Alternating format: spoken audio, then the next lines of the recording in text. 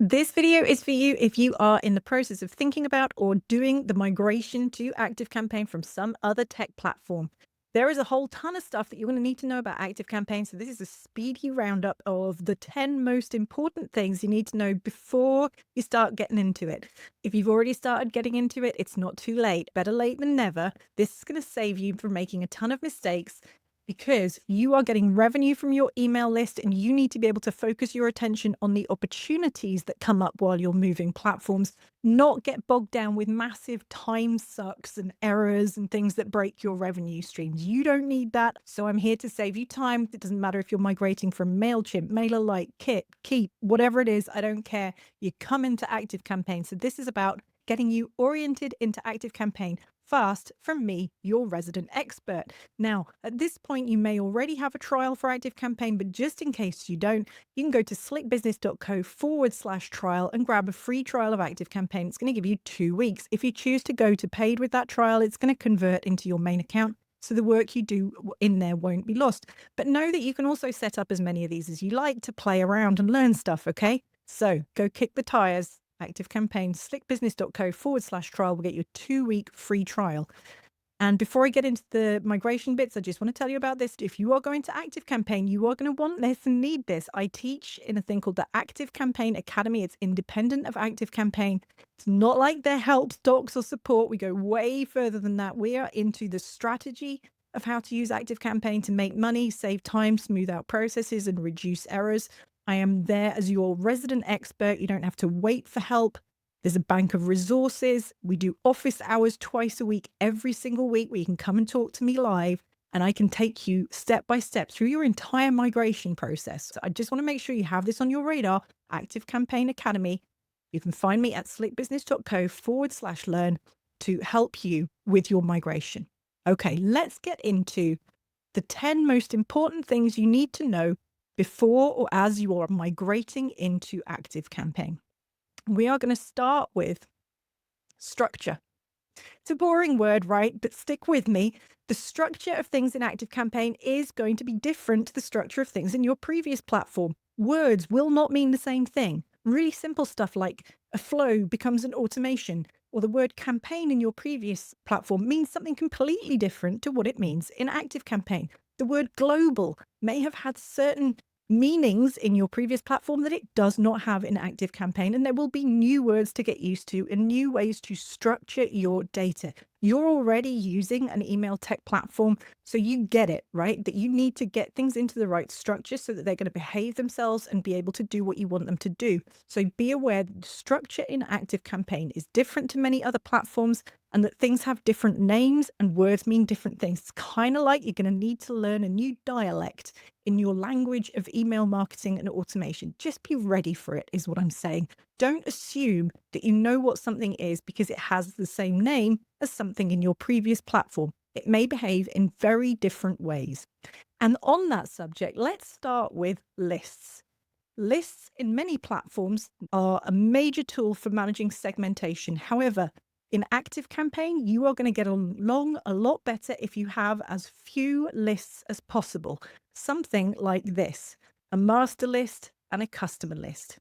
If you have lots of lists in your account, so if you migrate in and you bring in a list structure that starts to look like this, where you've got lots of lists with different names about very specific things, you are going to get into a pickle with unsubscribes and preferences in ActiveCampaign. So in ActiveCampaign, a list is used purely to manage permission to email a person. And if you have lots of lists, those unsubscribe permissions get really complicated really fast. So please have as few lists as possible when you move to ActiveCampaign. Do not be tempted to bring over a many list structure from your previous platform and try to do that in ActiveCampaign, because it will bite you on the bum. And I don't want that to happen to you. Let me know in the comments if you are using lists a lot in your previous platform. We try and keep a radar on who's likely to fall into these traps. So tell me what platform you're on. Tell me if it's using a lot of lists, because you're going to need to rethink that as you come into ActiveCampaign. Okay, next up, tags and fields. This is probably going to be a little bit more familiar to you. Most email marketing platforms have custom fields available, and a field is a place where you give the field a name and then you can put a value in it. So the things to know about fields in ActiveCampaign: you can have as many as you like. You've got different data types like text and dates and phone numbers and stuff like that. The values can be rich and complex. It can put whole paragraphs in there. You can put dates, you can put numbers, you can do maths with them. The important thing is that the tech can read the things that are in a contact field. So the tech can search inside it. It can do sorting and ordering and filtering with stuff that's held as a value in a custom field. And they can be shown in emails. It's called a personalization in ActiveCampaign. So any value that is held in a contact custom field can be shown to them in an email. So it's really useful for things you might want to show to your contacts, like, for example, a date or something that they said to you in a message or the title of a webinar they're about to attend. That belongs in a custom field because you're going to want to show it to them in an email. Different to that are tags. Now, tags might be the thing that you used to think of as groups or lists in your previous platform. So tags are very visible. They're easy to count how many people have this particular tag, and they're really easy to work with because it's kind of like a sticky label. It's there or it's not there. The difference from custom fields is that the machines can't read the name of a tag and say it contains the word webinar. And it also can't be shown to people in emails. So tags are like an internal way of bunching your contacts into groups. You can have as many tags as you like. You want to keep their names fairly simple, short and readable. That brings me on to exactly the next thing on my list, naming things in ActiveCampaign. And this goes for tags, fields, lists, automations, forms, emails. You need to name a ton of stuff in there. If you were doing this in a scrappy way in your previous platform, this is the opportunity space that I was talking about. When you migrate platforms, it's a great opportunity to tidy stuff up. Stop doing things the hard way, start doing them the easy way. They should be short, they should be clear to humans, so as unambiguous as you can get them. And they should use a consistent system. So the system I recommend is something like this, all caps at the front, then a colon, then the rest of it. Avoid using brackets or parentheses because some tech gets really confused using those. It's better to avoid characters like commas, apostrophes, parentheses, and just stick to using either a colon or a hyphen in your naming. It's really important in ActiveCampaign that you keep names short like this, because if you start to use longer names like this, here's what happens. On some screens in ActiveCampaign, you will only be able to see the front half of those names. And you can see that's going to be a problem because then you can't see the whole length of the name. So try and avoid doing this sort of thing.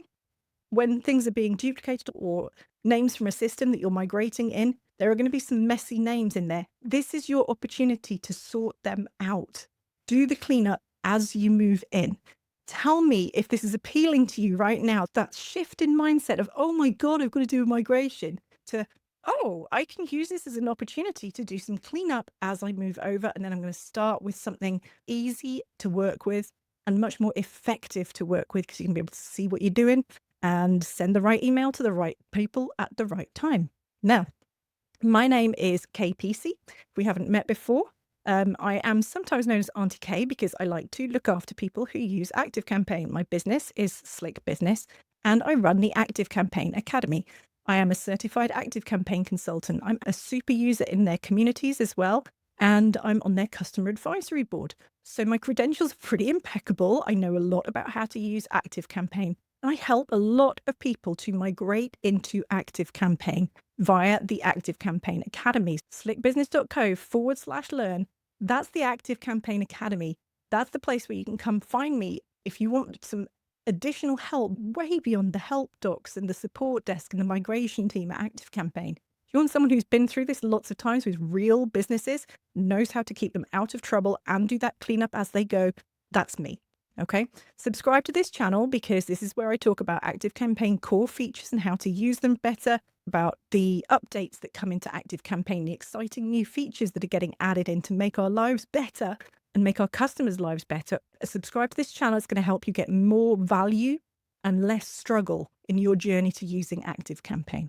Let's crack on with these 10 things. Number 5 is imports. This is a big one. Pay attention if you've drifted off. When you are importing contacts to ActiveCampaign, do not import some big mess of contacts into ActiveCampaign. The thing I see happen most often is that people who are migrating in accidentally or thoughtlessly import a ton of contacts who have previously unsubscribed from the old system.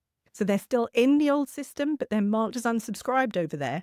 When people extract them from the old system, they forget that they might be subscribed or unsubscribed, and they just bring everyone over, put them into ActiveCampaign and start sending them emails. That is a terrible, terrible, bad mistake. Please don't do it. It's worse than all of the other mistakes so far. Because if you bring in people who have previously unsubscribed from your old system, and you start sending them emails from ActiveCampaign, they are going to spam report you, and rightly so. And that is going to cause a lot of harm to your deliverability. So I implore you, if you do one thing better from watching this video, make it this one. Do not bring in previously unsubscribed contacts to your ActiveCampaign unless you are going to import them separately and tick the little box that says import as unsubscribed. Okay, thank you. Clean up your contacts before you move them in, and you will have a much better experience with ActiveCampaign. So it also goes for things like bounced contacts or contacts you haven't been in contact with for the last 6 years. Be thoughtful about who you bring into ActiveCampaign via import, and your migration process will be so much better. Now, speaking of sending emails, let's talk about email design. The temptation when someone moves into ActiveCampaign is to get into all the really fancy email designer stuff. There's a ton of templates in there. There's AI stuff. It's all very overexciting. But the most effective emails, and certainly the fastest and easiest to build, are principally text with some images and with a fairly simple structure that is well built so that it's fast for you to work with and so that it shows up reliably in everybody's inboxes. There is a secret to doing that in ActiveCampaign. I'm going to share it with you right now because it's so important. When you are going in the email designer, I want you to look for the area called global settings. This is where you can set the font styles, the sizing, the spacing. You can create settings for different areas of the email so that when you're building, if you drag in a new button, it's got your styling on it ready to roll. If you use a heading setting, it looks exactly how you want a heading to look. The global settings in each email are critical to success with the email designer. We teach this in the ActiveCampaign Academy. Come find me and I will help you with it. Be wary of getting dragged into doing fancy templates. It's very time consuming to get them to look coherent and consistent, and you need that. You need these emails to look like you and to feel familiar to your audience because you need them to click and open. Don't make some quantum change to the way that you build emails. Do try and keep them simple. We teach a full course on the email design. There's some really fun stuff in there, by the way, that you will not have had in your old platform. I would love to see you in the ActiveCampaign Academy to share that with you. Menu bars, internal anchor links, rollover, hover stuff. There is some really amazing stuff in that email designer. But when you first move in, keep it simple. Focus on your global settings. Next up, authentication.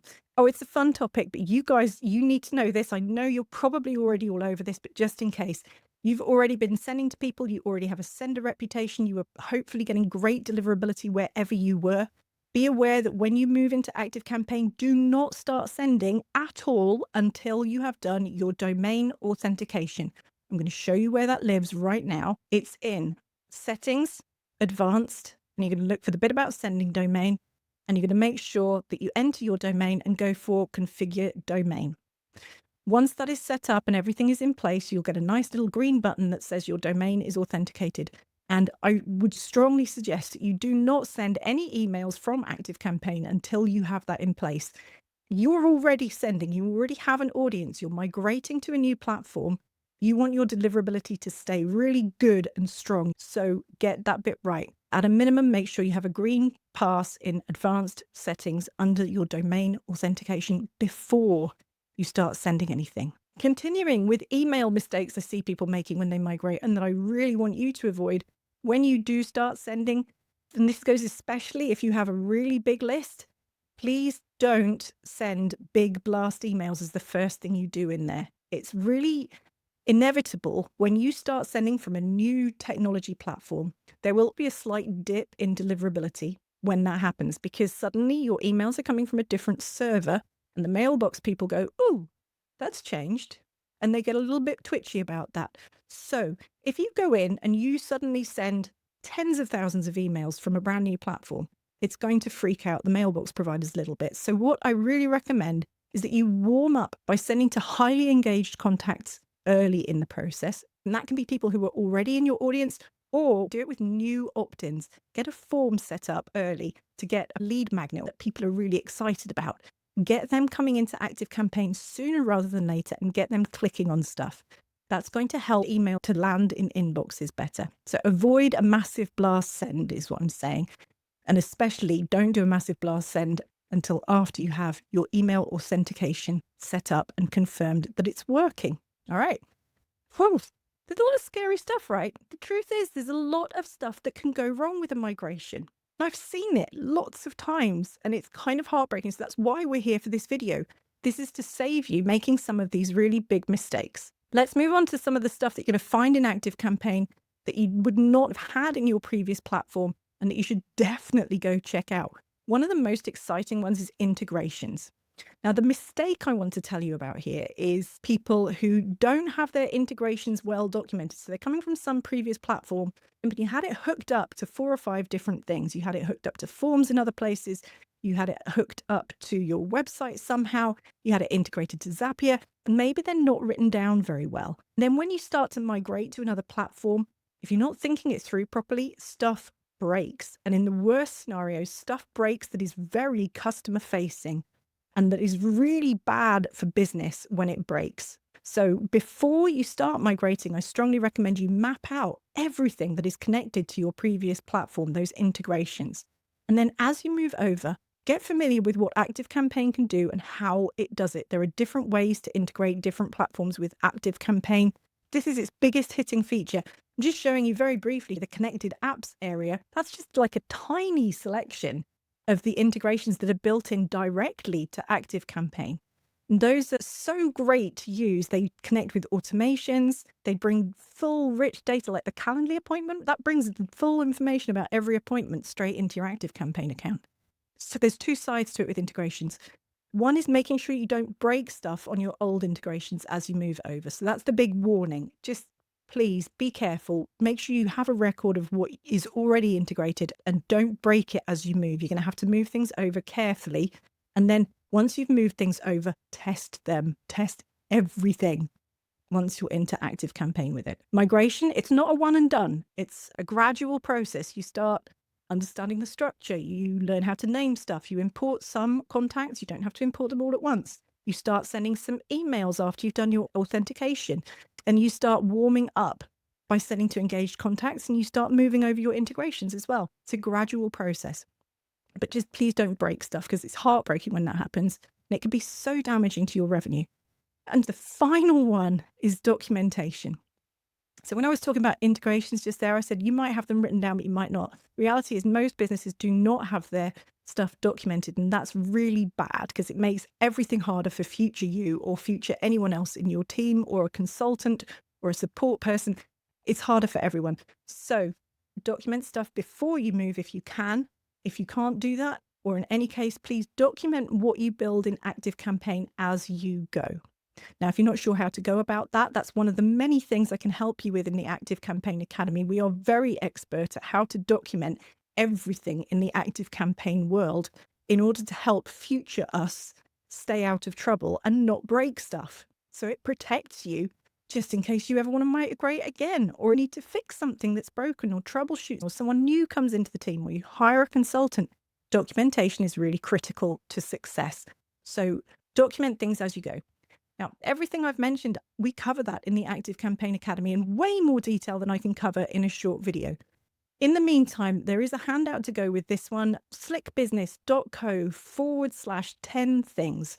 That's going to get you a lovely little checklist which has the 10 things written down with some little tips in there. If the ActiveCampaign Academy training is appealing to you, learn more about that, slickbusiness.co/learn. This is where you're going to get help with automations, with the pricing and plans to make sure you're not paying too much, with every step of what order to do things in for migration, with training your team, with getting support when things go wrong. This is what I do. I'm here to be your wingman for ActiveCampaign. And this is so important to you because you already have a list.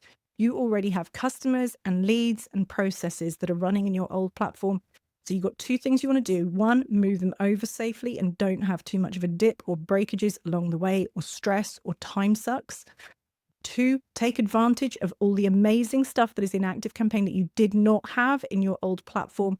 I'm the one who can facilitate that for you. So come find me in the ActiveCampaign Academy. Subscribe to this channel. This is where you're going to find out about the strategic stuff, the technicals, the emotional, the practical side around using ActiveCampaign. Subscribe to this channel. Going to keep you in the loop with the best new features that are coming out from ActiveCampaign as well. And if you watch one video after watching this, please go watch the one about lists in ActiveCampaign.